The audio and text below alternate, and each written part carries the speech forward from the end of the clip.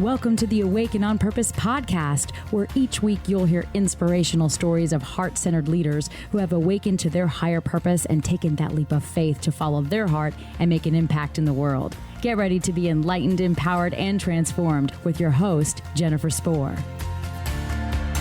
I am absolutely overjoyed to welcome to the show today, Michelle Bronson. She believes that not everyone fits into the same box and that it is entirely possible to create your own unique pathway to reaching your goals. 25 years as a personal trainer has provided Michelle with the opportunity to help people from all different backgrounds presenting with their own individual set of circumstances. The challenges, problems, and issues that she has confronted and conquered with her clients keeps her learning and growing on a daily basis. Michelle, I'm absolutely just excited to welcome you to the show today. Oh, Jennifer, thanks for having me. I think I'm more excited to be here than you are to have me here. But I don't know if your listeners know, we are really close together as far as our area. We are actually considered local girls, and for our fellow podcasters in the area, it's kind of cool to actually be able to find another podcaster locally and then be able to be on each other's shows is really cool. So I am very blessed to have crossed paths with you.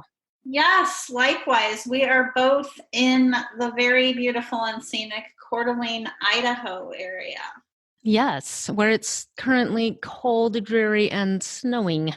Yes, and it will probably still be cold when this episode airs. So, Michelle, I would love to jump right in and get to know more about you and share you with the listeners. So, what inspired you to do the work that you're doing today?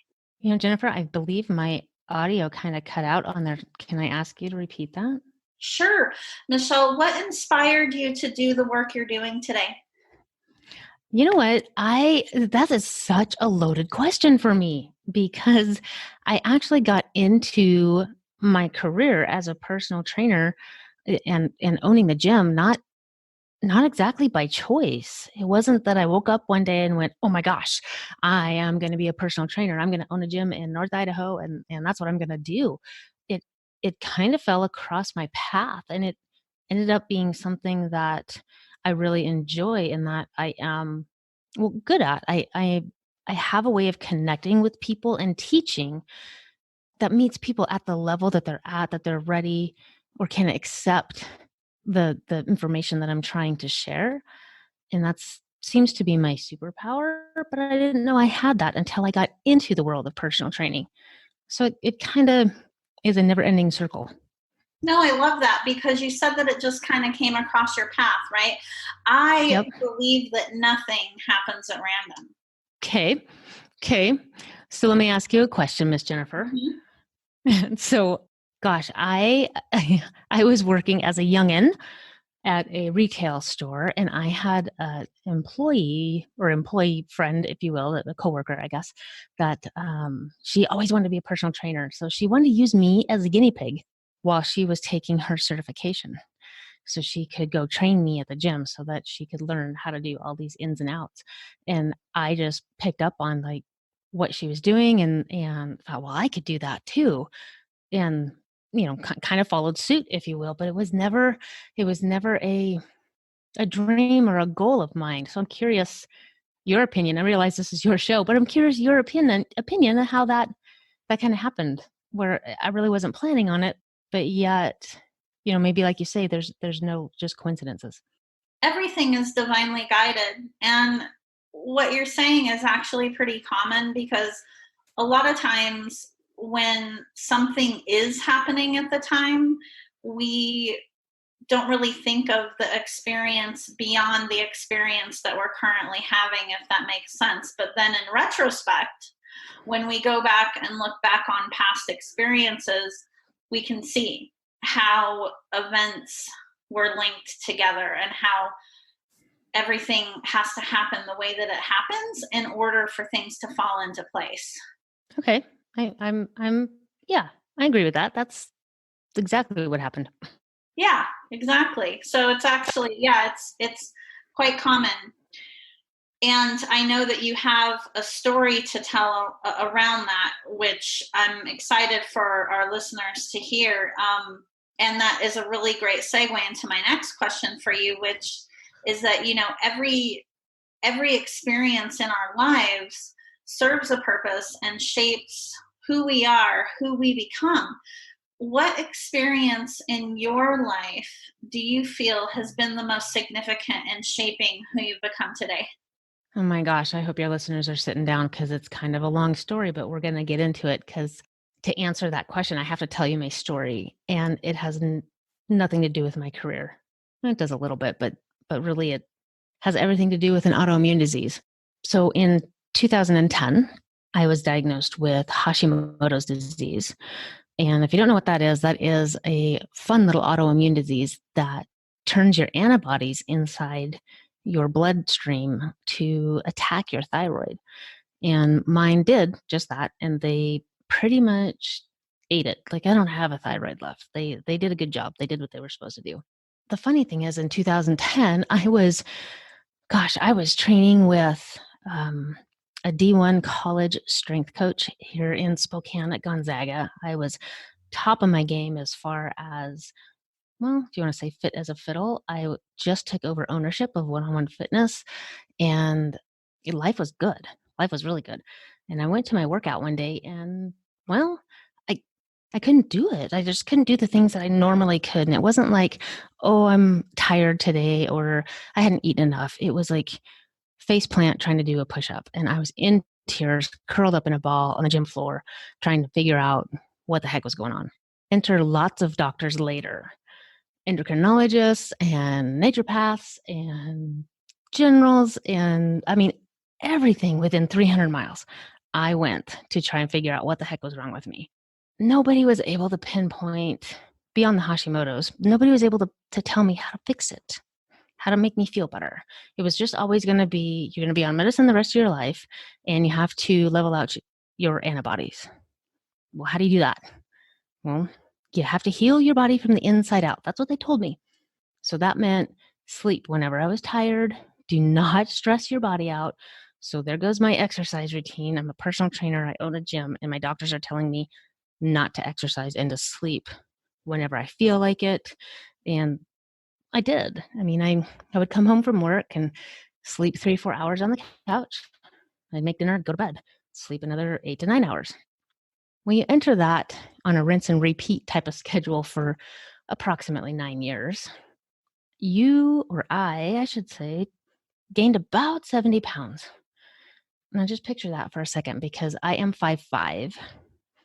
And if you're adding 70 pounds onto a, average type of human being, I got pretty big. And I started going through this judgment phase. Like, what are my clients saying? What do they think? Here I am, a personal trainer. I'm a business owner, I'm a gym owner, and I can't get my ducks in a row.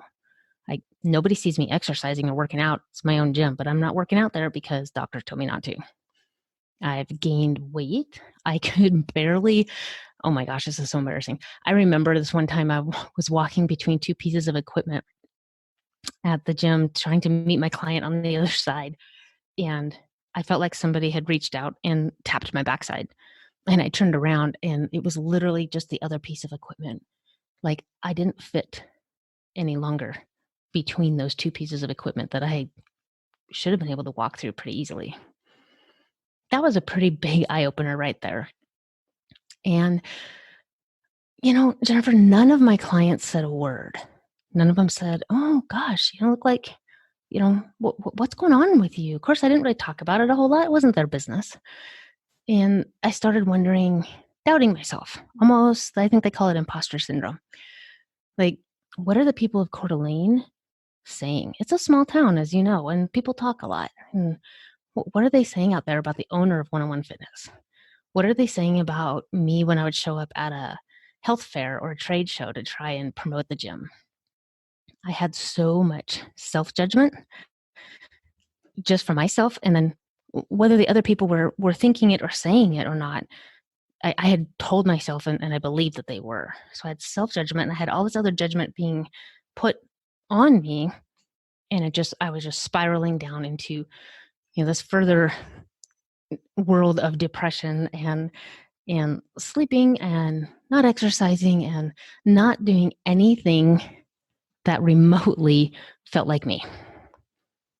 So if you enter January 2019, I went to the doctor's office to get my prescription refilled. And my doctor said to me that I had to get on the scale. It was January, New Year, get on the scale. And I looked at her and I said, I don't do that. I don't get on the scale. I don't have to get on the scale. I'm not getting on the scale. She said to me, she goes, I'm not going to refill your prescription if you don't get on the scale. I'm like, okay, whatever. So I jumped on this scale and I got off and I looked at her and I said, hey, I got one of these at the gym. You need to recalibrate that. It's wrong. And so she did. She recalibrated it right in front of me and I got back on. And it said the same thing that it did the first time. Now, mind you, I'm 5'5", and it said 218 pounds. Jennifer, that's not okay. It's not okay for someone 5'5" to weigh 218 pounds who is a gym owner and a personal trainer and trying to promote a career in health and fitness. That was my turning point, my pivot point, you heard the saying, someone hit you upside the head with a 2x4. That was it. Here I felt like after 9 years, I had done everything the doctor said. I had followed all their rules. I had taken all their medicine. I had put in all of myself in a drawer and just set it aside and done everything that they told me to do, which was nothing that Michelle Bronson is made out of. And that day, I decided I was just going to go back to doing me. I was going to work out like I wanted to work out. I was going to eat like I knew how I wanted to eat. I was going to sleep my normal sleep hours that a normal person would sleep and take my life back, take my reins back. And I thought, they told me it was going to cause a flare up. All those years, if I stressed my body out, it was going to cause a flare up. I was going to end up, upside down with this Hashimoto's thing. And I thought, we'll find out. If I end up with a flare up, I did it to myself, so be it. And we are 12 months, almost 12 months to the day, actually, almost a year close. At that I started just taking my life back, and we are down currently 70 pounds. We are back to fighting condition, if you will. My whole life has come out of the bottom of the barrel that it was in. And I don't want to simplify it, but if I'm going to put a title on it, I would say when I took the reins back, my life changed. And it was just me putting my effort into myself, which has led me to want to help other people and inspire others to take control of their lives and just do what they feel they need to do from the inside out, which is why you have your show, why I have my show, and why we're doing what we do here, sharing stories to inspire others. So many nuggets of wisdom that you shared in that story, Michelle. And one of the biggest ones that really stood out was just that how you took your power back, right? Like so many of us are conditioned, to believe that we need to look outside of ourselves for direction and for the solutions to what we need in our life. And sometimes it's great to reach out for support from someone. And sometimes we need to do that. But we know ultimately what is best for us. And you took your power back and look what happened. Look where you are today. I think that is such an awesome and beautiful testament to how we have the answers within us. We do. And I think there's so much pressure from society, if you will. But like in my case, it was from the physicians. You're supposed to trust your doctors, for Pete's sake. You have to do what they say. They're doctors. We pay them for their opinion, and we trust what they're saying is going to help us. And I'm by no means saying that any of my physicians were, out to get me or trying to send me down the wrong path. It just wasn't my right path. And until I decided to go down my path that I knew had worked for me in the past, nothing was going to work. Those physicians didn't know exactly how I felt, what I was going through. I mean, yeah, we would have conversation, but they didn't know me from the inside out. I'm the only one that knows me, and I know what works for me. And so many other people out there, myself included, for 9 years, I was not listening to me. And we tend to get kind of stuck in this hamster wheel or this rat race of what society says we're supposed to do, or kind of even what we think or feel we're supposed to do, but we're not really listening to, our true self and why we're really here. We're kind of squashing that down and setting it aside so that we can, follow the sheep down the road. Yeah, and something else that's important to mention is that there is no right or wrong action.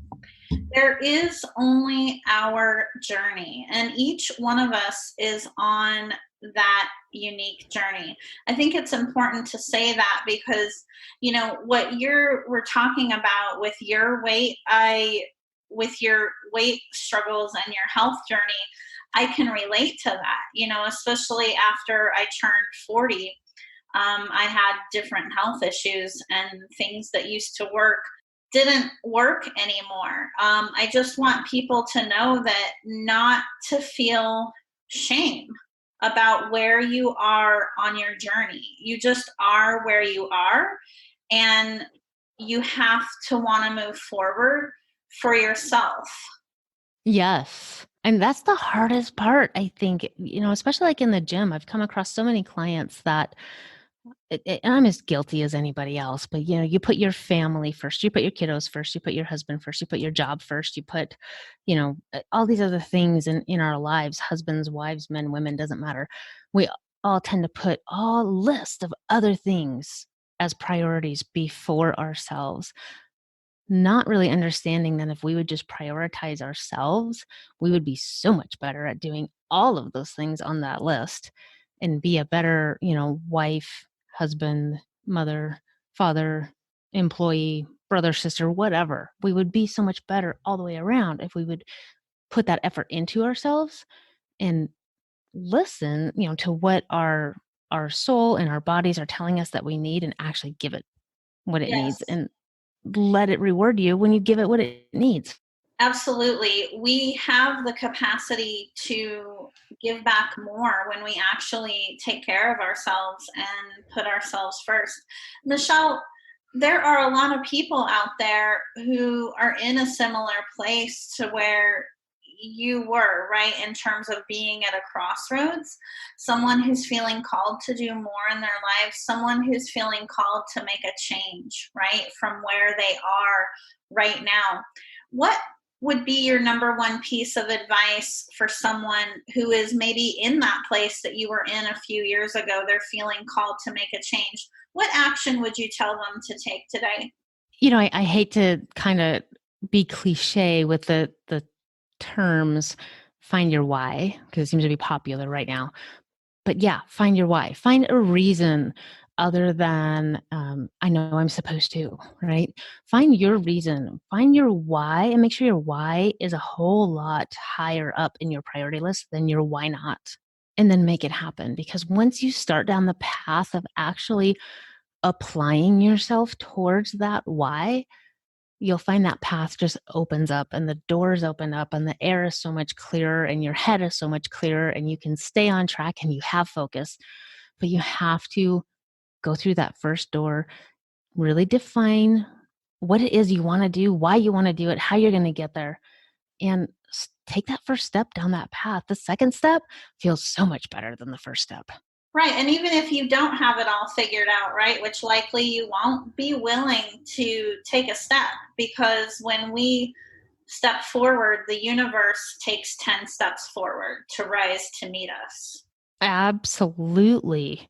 Absolutely. One of my favorite quotes, and forgive me, it's evading my mind who actually said this, but I kind of live in the world of to know and not to do is not to know. So when you take that and apply it to your personal journey, how many of us have read, a million self-help books or said, tomorrow I'm going to do X, or when I get home, I'm going to do, ABC, but we don't follow through. So to know and not to do, or to say it and not follow through, is the same as having, really never said it, not set a plan at all. So if you're going to do it, you got to put that follow through in. and then reap the rewards. It could be as simple as, yep, I got up and I went to the gym today, and you know what? I had enough energy that I didn't need that energy drink or that caffeine, espresso shot of coffee at 3 p.m. in the afternoon when I was dying, because I went in and did a little workout in the morning and I felt better. Huge reward right there. Multiply that by every day, and the rewards are just going to be endless. Absolutely. Michelle, your journey around finding yourself is one that I know that so many people can relate with. How can someone find you if they want to learn more about you or connect with you? I'm pretty easy to find as far as social media. You can find me actually, my podcast is Your 365, and everything tied to me and that show is Your 365 podcast on Facebook, Instagram. That's the website. You can throw out a direct message to me there. You can also find me at Michelle Bronson on Facebook. Also, I'll answer anybody if you have any questions, if I can help in any way. Michelle, thank you. And thank you so much for coming on as a guest today and for sharing your journey, which, like I said, is really inspiring. And I know that there are so many people out there that can relate. So thank you for coming on and for all that you do. Well, thank you, Ms. Jennifer. I hope that your audience, somebody out there is listening that has Hashimoto's, because it's very common, and people tend to, not really give it the credit it's due as how much it can really affect your life, because you look at somebody with Hashimoto's and they look like they're just fine, but you don't know how they're feeling on the inside. And I do. So if anybody out there is listening, if I can help guide you through your healing process, just reach out. I'll help you any way I can. Thank you, Michelle. Thanks, Jennifer. We'll talk to you soon. Thank you for listening to the Awake and On Purpose podcast. Please visit us and subscribe to the podcast at awakeandonpurpose.com so you never miss an episode. To learn more about how you can connect with your higher purpose and take that leap of faith to make your impact in the world, visit us at jenniferspor.com. And while you're there, be sure to join our email list for exclusive offers and a weekly dose of inspiration.